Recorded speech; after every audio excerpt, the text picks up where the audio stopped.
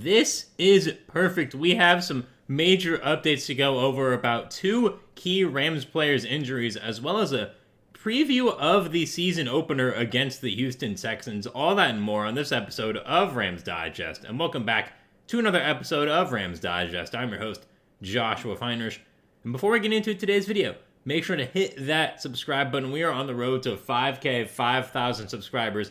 And if you want to be a part of that journey right now, make sure to hit that subscribe button and turn on that notification bell and click all so you get notified and never miss whenever we post our daily new Rams Digest video content. And like this video right now as well, we are officially in week 1 of the regular season, only 2 days away from any football being played and 5 days away from the Rams taking the field on Sunday afternoon against the Houston Texans. So we have something special planned for that day, so make sure to stay tuned that you're subscribed so that you do not miss the update on that coming very, very soon. But we have to get into our main story of today, which is about Matthew Stafford and Alaric Jackson's injuries. This is from therams.com, reported by Stu Jackson, so we'll get into this story right now.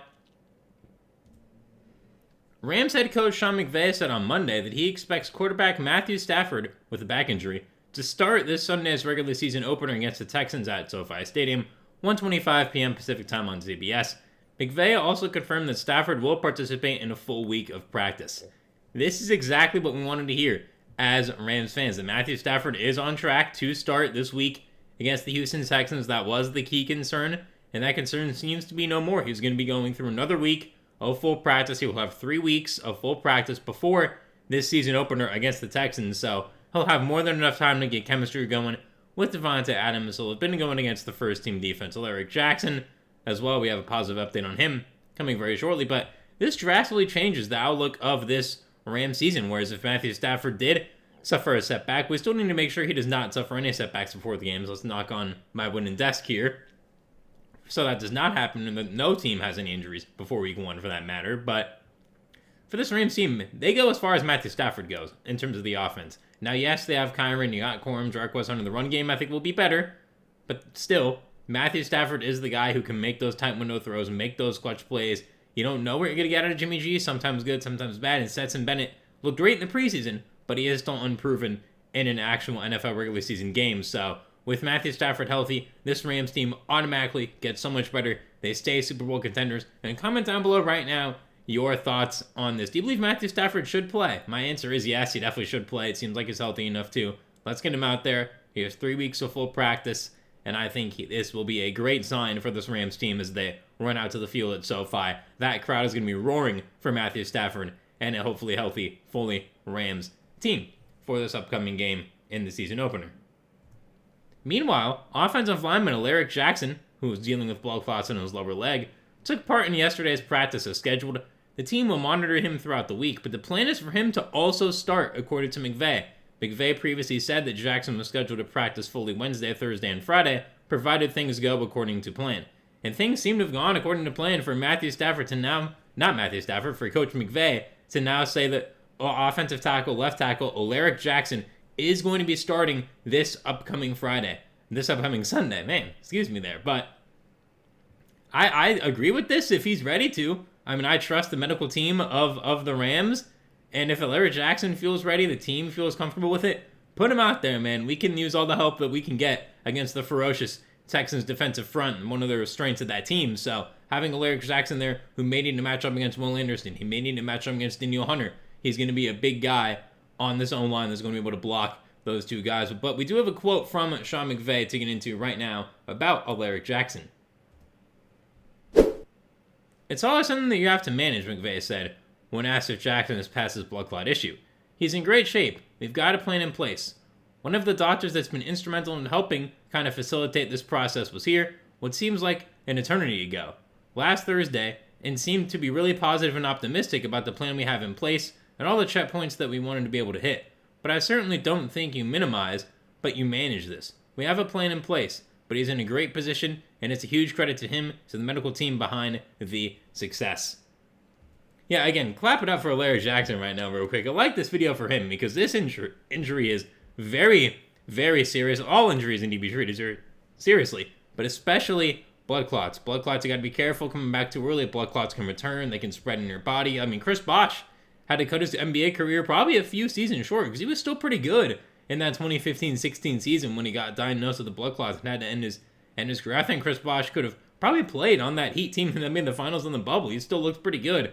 Even though he was over 33 by then, he was still moving pretty well on the court, and that sadly ended his career. But with Jackson, you heard what McVay said about the medical team. The medical team has been instrumental in this, and we have to give a shout out to them as well. All medical professionals right now, because they really put in a lot of effort to make sure not just these athletes, but even your personal doctor, they put in a lot of effort to make sure, you are staying healthy. Hopefully they are. So make sure to leave a like on this video for all of them right now. But it's good they have a plan. This plan seems very complex, very thought out, which is exactly what you want in this type of situation. And I'm all for this. If the team says it's ready, Jackson says it's ready again, I think we have to see how Wednesday, Thursday, Friday go before we say for sure I'm set. As long as Stafford has no setbacks, he's in. But if Alaric Jackson has even a minor setback, I do not think the team will risk it for him to play on Sunday. But if he's good throughout this week, he definitely should play Sunday, even if it's in a limited, maybe half the snaps on the offense to start off this season. We'll have to see just how exactly that goes. But leave in the comments down below your thoughts on this as well. And this is perfect for the Rams, as I titled this video that, because this is great. If you're going into week 1, the defense, again, knock on wood that they stay healthy and everyone else, but if you're going into week 1 with everybody on that team with no restrictions on that field, you feel like the Rams could beat anybody in the NFL on any given Sunday or Thursday or Monday. So that is definitely a great sign for them. And now we have to get into a little bit of a preview of this week 1 game against the Texans and some things you should look out for while watching this game. This is also brought to us by TheRams.com. So we will get into this right now. And some notable Texans additions this offseason was they did sign former Browns star running back Nick Chubb on June 9th. Chubb joins Houston after spending the first 7 years of his career in Cleveland, the final of 2, which were injury impacted in the wake of a season-ending knee injury in week 2 of 23, and later a broken foot in week 15 last season. He is in line to be the Texans' number 1 running back with starter Joe Mixon, beginning the season on the reserve/non-football injury list, and that may last longer than the regular season opener, after Houston general manager Nick Caserio had no clarity last week on whether Mixon will play at all this season. And that's a tough injury for the Texans, losing Joe Mixon. If you drafted Joe Mixon in fantasy as well, hoping to be a bench stash for the first 4 weeks, and now you hear he may not be playing at all this season, definitely a bad luck injury for them, wishing Mixon a speedy recovery because he's so good when he's healthy. But yeah, Nick Chubb, obviously star in Cleveland for like 5 straight years and obviously had some injury issues.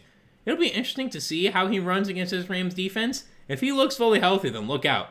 Because normally Houston we have a problem, but LA, we have a problem. If Nick Chubb is looking like he did in Cleveland. I don't know if that's the case, coming off of a very serious knee injury. I don't know if you remember that one, but he got hit in the knee with that helmet, and that was a very gruesome injury to watch. And obviously a broken foot in week 15. 2 lower leg injuries that you don't like for any athlete, but again, if Nick Chubb was coming off an arm injury, I'd feel a lot more confident in him coming off of a lower leg injury. So the Rams may not need to stop Nick Chubb as much, but comment down below right now, what are your thoughts on the Rams needing to stop Nick Chubb, and how do you think he will look this upcoming Sunday? And also, this is a very interesting note that I actually didn't know heading into this game.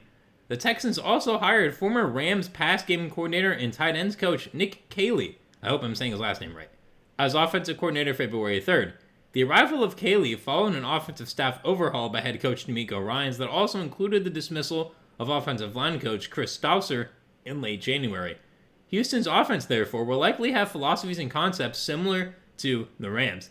This is the wrinkle that I really wanted to talk about here, because Nick Caley, coming from the McVay system and being a former tight end coach, we'll see how this looks. Obviously, with a similar type of quarterback, but not really. C.J. Stroud, a better mover than Stafford is, but not an elite mover. Again, Stroud is not necessarily as good as throwing the deep ball as Stafford is. Stroud is more of a middle of the field type of thrower, dissect the defense, and Stafford is a guy who likes to take risks a little more. He'll be a bit more turnover prone than C.J. Stroud will, but this will be very interesting. Obviously, you know what to do. You got to get to C.J. Stroud. When you get to C.J. Stroud, he's not as good. Whereas if you don't get pressure on him, and so for this offense, I'm very intrigued to see how similar it is to this current look, or last year's look, of the Rams offense with, again, the running game that is not going to be as good as we thought because the O-line's not as great after they traded away Laramie Tunsil, as well as with Joe Mixon being out, how will this running game look? Because outside of Nick Chubb, you really just got Dameon Pierce, and that's kind of it for that Texans run game. So definitely interesting to see how this offense will look and how similar it will be to this Rams team. Comment that down below as well. What you think of this? A little Nick Caley versus Sean McVay and Mike LaFleur action here. A little bit of a rivalry heading into this game as well. And some top performers in 2024, you know it. Quarterback CJ Stroud, 63.2% completion for 3,727 yards, 20 touchdowns against 12 picks. And running back Joe Mixon led Houston's backfield with 245 carries for just over 1,000 yards and 11 touchdowns. Yeah, again, CJ Stroud, obviously a bit of a down year with the interceptions, the O-line not being as good, Diggs being hurt, I don't think really helped him a lot. Obviously, Tank Dell, hopefully he can return to football this year. And for CJ Stroud, the key for the Rams is going to be getting pressure on him, which I think they can do because the Texans' O-line is not as great as it was in CJ Stroud's rookie year or his second year. And with Joe Mixon being out, as I just mentioned, Nick Chubb's definitely a bit of an easier guy to stop coming off all the injuries and being a bit older, so we'll see just how he looks and try to hurry up Stroud into throwing some interceptions and making him more of a mover because he's not been a great mover in his first 2 years, so we'll see just how that looks heading into this year. In defensive ends, Danielle Hunter, 12 sacks, and Will Anderson Jr., 11 sacks, paced the Texans' pass rush, while cornerback Derek Stingley Jr. and safety Kalen Bullock finished with 5 interceptions each for a Houston defense that recorded the second most interceptions of any team in the 2024 regular season with 19. Yeah, this defense is stout. Fun fact, I do have the Texans defense in fantasy, which is not great for me as a Rams fan heading into week 1, but yeah, Danielle Hunter and Will Anderson, got to stop those guys on the O-line. That's going to be the key for the Rams to keep Matthew Stafford upright and keep that back healthy. Cornerback Derek Stingley Jr., we'll see who he mainly guards, whether he's going to rotate between Puka and Devontae, or will they need to keep him deep if Tutu Atwell is going to be kind of used as that deep route guy, and Kalen Bullock is he going to be more of an in-the-box safety and nickel. We'll see how they use him. And also Jalen Petrie. I'm a big Jalen Petrie fan as well. Their other safety. They have one of the best safety duos in the league in Kalen Bullock and Jalen Petrie, so we'll have to see exactly what he does as well. But outside of Derek Stingley, the corners are a little So I'm really interested to see how they use the safety corner mix against this Rams team and see what type of pressure they try to bring, especially if Alaric Jackson does play, how that will impact this offense. And running the ball, too, through Danielle Hunter and Will Anderson is going to be tough as well for Kyren, Blake Horman, Jarquez Hunter. I could see all three even being used, trying to disrupt this defense, led by head coach DeMeco Ryans, and their defensive coordinator Ryans, obviously being a former defensive player in the NFL, really knows how to coach up that defense and that team as a whole. So limiting turnovers as well will be a key. They had 19 picks last year, as this says, the second most in football. So limiting turnovers will be key there as well. And on special teams, kicker Kaimi Fairbairn made 36 of 42 field goal attempts and 34 of 46 extra point attempts, while punter and Tommy Townsend averaged 48 yards per punt across 76 punts, so they have a good special teams unit there as well. And some early storylines to watch and what they mean for the Rams. The Texans' offensive line underwent significant change this offseason, but not only did it move on from its previous position coach and promote from within for the replacement Cole Popovich. Don't know if he has any relation to Greg Popovich. If anyone does know, comment that down below. They also traded away longtime starting left tackle and Pro Bowler Laramie Tunsil and signed a veteran offensive tackle Cam Robinson and veteran offensive guard Laken Tomlinson into free agency. I still don't get the Laramie Tunsil trade. I get them not bringing back Diggs, but Laramie Tunsil's such a great offensive tackle. Commanders, great job getting Laramie Tunsil in there because you definitely needed that. And for the Texans, it leaves you with Cam Robinson, who's a little Laken Tomlinson's above average, but the rest of that old line, I do not really trust whatsoever, especially with this young Rams front of Verse, Kobe Turner, Brandon Fisk, Byron Young, Tyler Davis, Puka Nacua. These guys are really going to be able to get after the quarterback and hopefully stop the run better, especially with Puka Nacua, because I don't think the Texans are going to try to run the ball too much, so I think getting after the quarterback against this own line is going to be key. And Robinson got hurt in training camp, and rookie second-round draft pick Ariante Ersi took over for him and has remained entrenched at left tackle. Houston also signed former Patriots center Jake Andrews to fill that position. Returnee Titus Howard helms right tackle after starting camp at right guard. Yeah, a lot of shuffling in here as well based off of this, so the Rams, I think, can definitely take advantage of some guys on this Texans O-line, not necessarily knowing their positions fully just yet and still trying to really figure it out after the Robinson injury. So with this Texans team, the key, as I've said, is to hurry Stroud and get to him and try to make Stroud force him the ball into some tough situations to draw interceptions and PBUs for that and make them go into 3rd and longs a lot more. So comment down below right now as well your thoughts on what this Rams defense can do to stop the Houston Texans. I definitely want to know. Sorry about that. So yes, lots of shuffling and changes, which makes sense after the Texans tied with the Seahawks for the 3rd most sacks allowed in the 2024 regular season. That new combination will go against the Rams' pass rush and much more confident.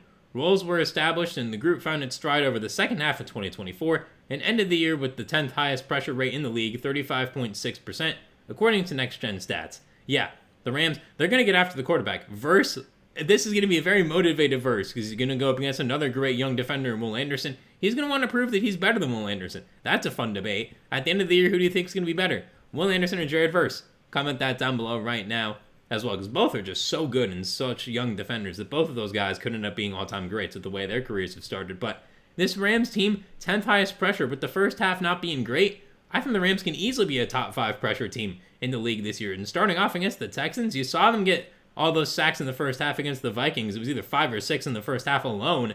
I don't see why the Rams really can't do that again against this home line. You saw what Chris Shula was doing in the playoffs. I think we'll see some more of that, some more adjustments, some more hesitations, some more blurred coverages that Chris Shula got so good at running throughout the year that I think CJ Stroud's a smarter quarterback than Sam Darnold in terms of reading defenses. But then again, I definitely see this Rams defense really, really wreaking havoc on CJ Stroud and this Texans offense overall. On the flip side, a Rams O-line with experience and continuity facing a strong Texans pass rush led by Anderson and Hunter also bears watching. For as much talent as there is at the skill positions on both sides of the ball for both teams, the matchups worth paying closest attention to are in the trenches. Yeah, I definitely fully agree with this statement as well. This game's going to be won in the trenches. Can the Texans O-line hold up against this Rams ferocious defensive line? And can the Rams O-line be good enough, especially if Alaric Jackson doesn't play, at holding up this Texans ferocious defensive line so that Matthew Stafford can stay upright and keep that back healthy? And if the Rams can get to Stroud early, I think it would really disrupt this Texans game plan and give the Rams offense a lot more room to work against what should be a great defense this year. Comment down below right now your thoughts on all this and any other matchups you think we should watch or pay attention to in this game. And that is it for this episode of Rams Digest. Make sure to hit that subscribe button. We are on the road to 5K, 5,000. If you want to be a part of the journey, make sure to hit that sub button right now. Click the notification bell. Click all so you get notified and never miss whenever we post our daily new Rams Digest video content covering all things Rams. Make sure to leave a like on this video right now for us being officially in regular season week 1 game prep content coming your way all throughout this week. And like this video for Matthew Stafford and Alaric Jackson being healthy as well, and for the special announcement we have coming soon regarding some new content coming to the channel. So make sure you stay tuned for that. You're subscribed, you're liking. Comment down below right now your thoughts on the Matthew Stafford and Alaric Jackson most likely returns here for this Rams team, as well as your thoughts on the game overall as we stand right now. Before we have delved too deep into strategy, what other matchups you think are worth watching besides the ones in the trenches? I've been your host, Joshua Finehirsh, as always. Thank you very much for watching another episode of Rams Digest. I hope you enjoyed it. I'll see you soon for another one, and have a great rest of your day.